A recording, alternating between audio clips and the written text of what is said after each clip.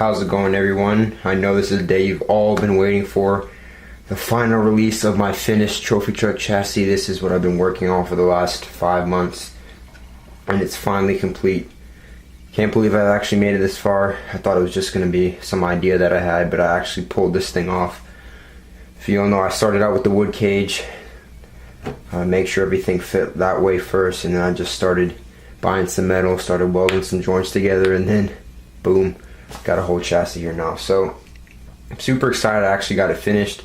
I actually did finish it up a few days ago, but I wanted to just finally bring you guys a video on it, because I know you've all been waiting, especially those of you who have seen the build thread and on Facebook. You've seen progress, so you know it was done, but you just haven't seen a video of it. So I wanted to make sure I got this out as quick as I can. I know it's a couple days late, but I'm sure you guys don't care. It's still out anyway. So alright, so what you're seeing in front of you is my BJ Baldwin inspired trophy truck. It's based off his Fedor trophy truck, which is his older one. He doesn't really race it much anymore, but it's more of his show truck. You've probably seen it in the video Recoil. That's the truck I based it off of. So I fell in love with that truck as soon as I saw it. I love the shape of the chassis. I love how the triangulated supports are in there, and I just love how everything fits in on it. I think it's just a beautiful chassis. So I decided to make this one. Man, I can't even tell you how much I love this thing. It's just everything that I wanted it to be. It turned out great. I actually got all the lines perfect on the back. You see how it kind of slopes in a little bit and then comes back out like on his real truck. I just can't believe I actually pulled it off. I'm so happy. But this is actually all the same steel except for these bottom supports. All 3/16 steel. I used about 22 feet, if you could believe it or not, 22 feet of solid steel tubing to finish this whole thing. And I just weighed it yesterday. It actually came in at 2.5 pounds. So all the metal you see here, without the chassis, just the metal cage, comes in at 2.5 pounds. So if you can pick up your dog or a couple shoes, that's about how heavy it is. And it's actually not as heavy as I thought it would be, to be honest.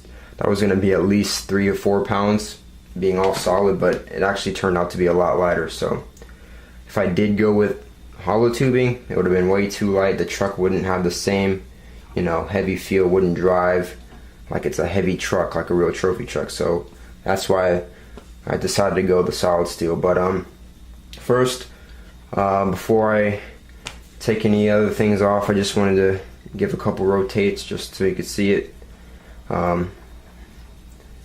But yeah, hope you guys like this thing. It took me a good bit of planning and time to finish it, but it's actually finally done. So now I'm going to take the tires off and then show you guys a couple more things. Alright guys, now that I got the tires removed, I'm just going to go over a couple of other things, like how I mount certain things and how I plan to do other things. So if you already saw my other video, you already seen how I mounted the shocks. But now I mounted up the second pair of shocks, which would be the bypass. These would be the coilovers. So these pretty much mount right next to it, and then on the other hole in the trailing arm.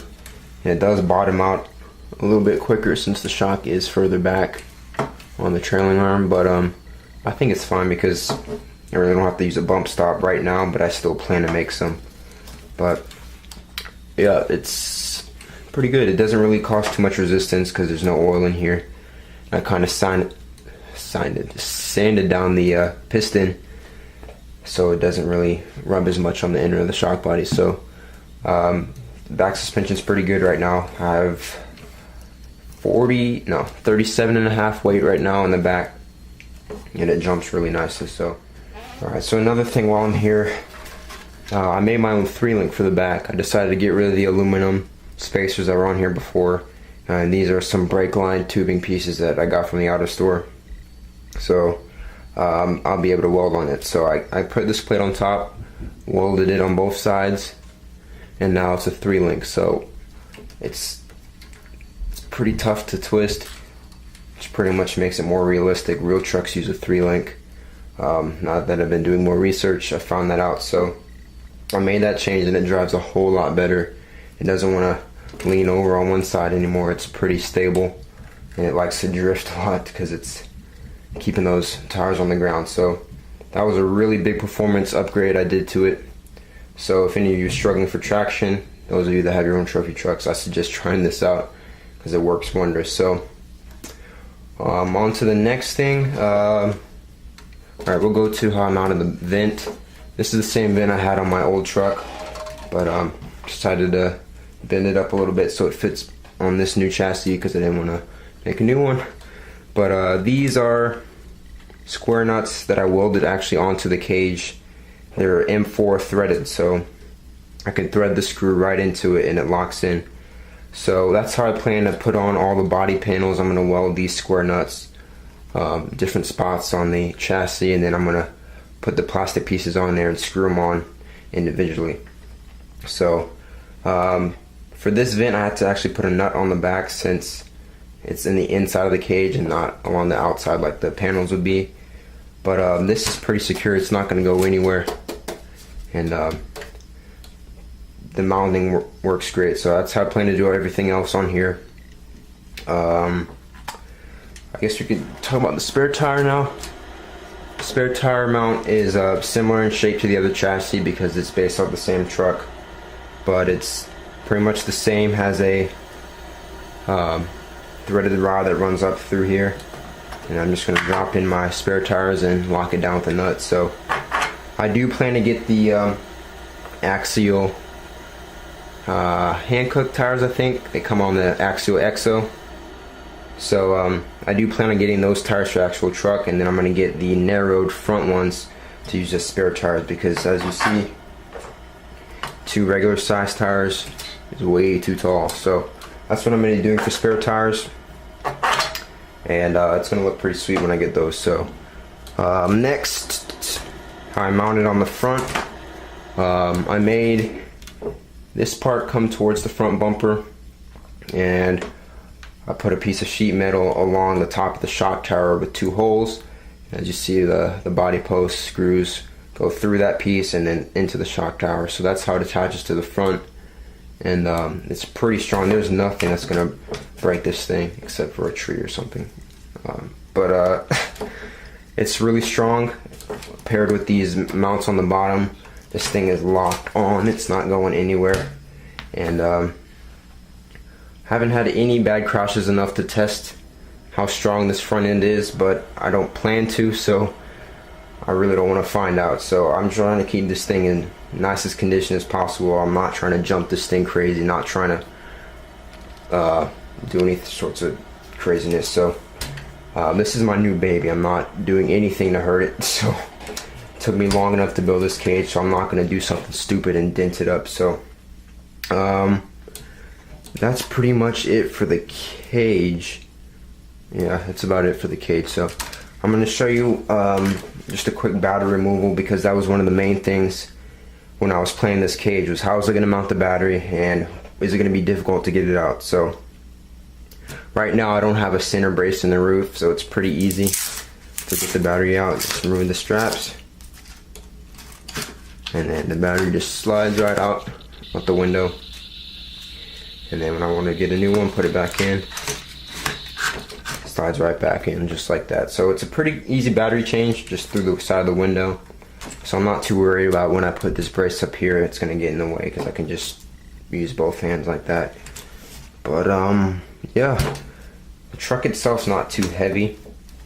I'm actually really surprised. It actually feels lighter than my old truck, to be honest, which is kind of hard to believe, but aluminum does get pretty heavy when you start piling it up, how much I did, along with the steel side guards. So yeah, the truck itself jumps pretty nicely. It handles amazing. I can't wait to show you guys how it handles. I plan to put up a video of that sometime this week, so stay tuned for that. This truck's, honestly, it is amazing. It handles so much better than the other one, just along with the geometry changes in the back. See how low the top link is? It just handles amazing. So runtime is about the same as my old truck, 6,000. LiPo will probably last me about, I don't know, 15 minutes, depending on how hard I'm driving. So that hasn't changed much.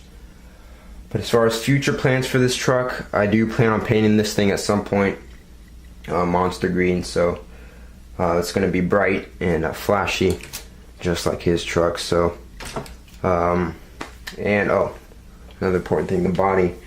I do have this Chevy Silverado that I'm going to be using as a bash body. This is the body I based the cage off, so you can see how well it fits on here. And so yeah, that's the body I'm going to be using for now. And then when I do get some more spare time, I actually am going to design my own body, pretty much so it looks exactly like his, the cage size and everything. So because on his truck the cab looks like it goes a little bit further back, and the roof definitely is not this slope, so I'm going to fix that. These fenders are a little bit wide on this one too, so I'm going to make some narrower fenders. And then on the front also, the front is really tall. And you can just see how big these headlights are compared to the windshield, so that doesn't look to scale. So I'm going to fix all those things when I do make my own body at some point, but for now I'm going to just paint this one, I think, all black, because I'm not going to be using it for show bodies or anything. So it's just going to be on there to drive with it, to make a couple videos, so it's not just a bare chassis. So that's about it. But before I go, I just want to show you guys how easy it is to take off the roll cage. So I'm just going to grab my drill and then go at it.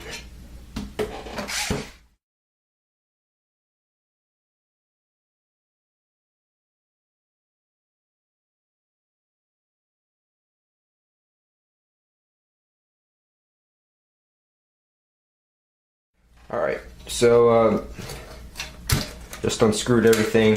Now I got the shocks off, and now the cage is going to be let free. So I got all 6 screws taken off in the front. Now the cage just slides off just like that. So these 4 holes on the bottom, and then these 2 are the only ones that hold this thing on. So that is it. That's, see, look, now I got my naked chassis with the shocks flopping everywhere. So yeah, that's the chassis underneath the cage. So that's about it for today's video. Hope you guys enjoyed. I know you guys have been waiting for this thing, so I'm glad I could get this video out for you guys. So make sure to subscribe, because that running video is going to be coming up soon. So look forward to that, and next time we'll see you guys on the workshop. Thanks for watching, guys.